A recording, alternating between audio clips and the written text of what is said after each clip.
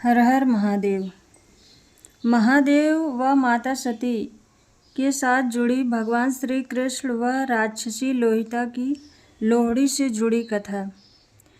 भारत में व खासकर पंजाब राज्य में हर वर्ष 14 जनवरी को लोहड़ी का पर्व बड़े ही धूमधाम के साथ मनाया जाता है। इस दिन सभी मोहल्ले वाले एक जगह एकत्रित होकर इस त्यौहार को मनाते हैं। जनवरी के महीने में पूरे उत्तर भारत में कड़ाके की ठंड पड़ती है। इस दौरान सभी मोहल्ले वाले लकड़ियाँ जलाते हैं और उसके चारों ओर घेरा बनाकर बैठ जाते हैं।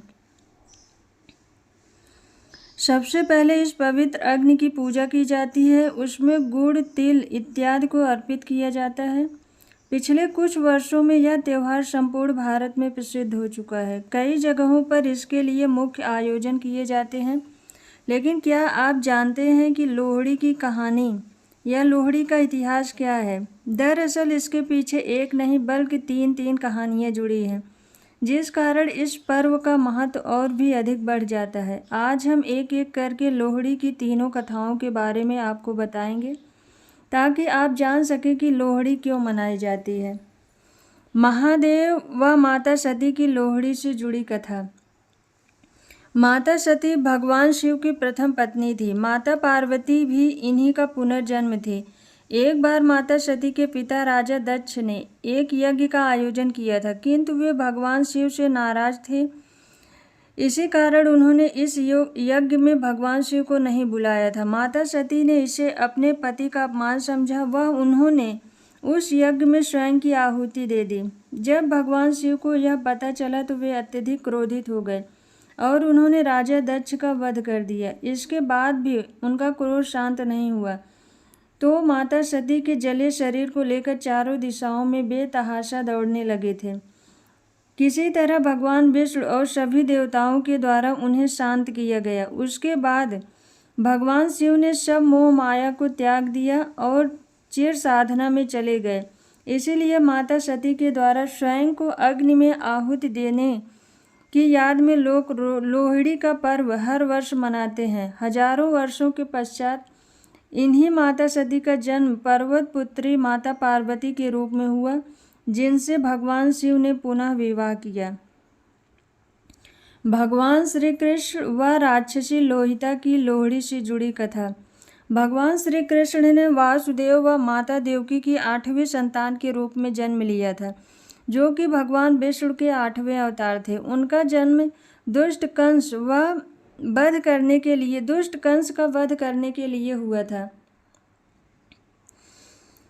वासुदेव ने श्री कृष्ण के जन्म के पश्चात यमुना नदी को पार करके उन्हें नंद बाबा और माता यशोदा के घर छोड़ दिया था।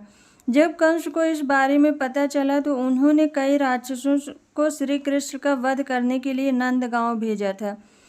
कंस के भेजे गए हर राक्षस का वध छोटे से श्री कृष्ण रहस्यमय तरीके से करते रहे। एक दिन कंस ने मकर संक्रांति वाले दिन लोहित नामक एक राक्षसी को श्री कृष्ण का वध करने भेजा था। उस समय भगवान श्री कृष्ण बहुत छोटे थे, जिनका पालन पोषण नंद बाबा व माता यशोदा कर रहे थे। लोहिता राक्षसी ने नंद बाबा के गांव पहुंचने के बाद वहां बहुत आतंक मचाया और बच्चों को मारकर खाने लगी। तब भगवान श्री कृष्ण उस राक्षसी के साथ खेलने लगे और उसने खेल खेल में ही उसे मार डाला। लोहिता के आतंक से मुक्त होने के पश्चात गांव वालों ने खुशी से आपस में मिठाइयाँ बांटी। इस कारण भी लोहड़ी का पर्व मनाने की प्रथा शुरू हुई। दुल्ला भट्टी की लोहड़ी से जुड़ी कथा। यह प्राचीन क्रूर मुगल आक्रांता अकबर के समय से जुड़ी हुई है। अपने भारत देश के कई जनपद 12वीं शताब्दी के बाद से ही अफगान व फिर मुगल शासकों के हाथों में चले गए थे। उसके बाद से ही लगातार हिंदू व हिंदू धर्म की अन्य शाखाओं बौद्ध व जैन सिखों पर अत्याचार बहुत अधिक बढ़ गए थे, जिसमें मुख्यतः महिलाओं का शोषण होता था। अकबर के शासनकाल में मुगल आक्रांता पंजाब से बड़े पैमाने पर हिंदू व सिख लड़कियों को अरब देशों में बेच दिया करते थे, जहां उसने मुगलों के जैसे बर्ताव किया करते थे। उस समय पंजाब में दुल्ला भट्टी नाम का एक डाकू प्रसिद्ध था। वह डाकू होने के साथ ही साथ मुगलों के अत्याचार के विरुद्ध लड़ता रहा। वह उनसे महिलाओं के मान सम्मान की रक्षा करता रहा। उसने मुगलों के चंगुल से बहुत सारी लड़कियों को बिकने से बचाया व उनकी शादियां भी करवाई।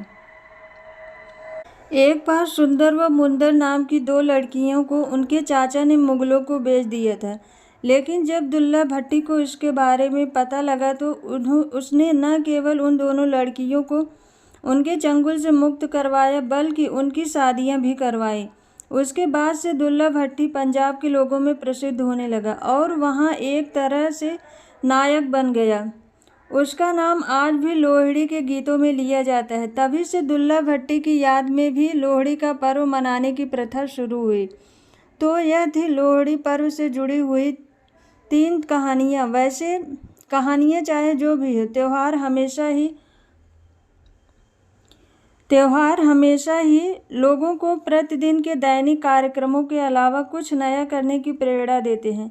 वह जीवन की बोरियत में एक नया उल्लास भर देते हैं। इसलिए हमेशा हर त्योहार पर उसकी संस्कृति के अनुसार पूरा आनंद उठाएं। जय श्री कृष्ण।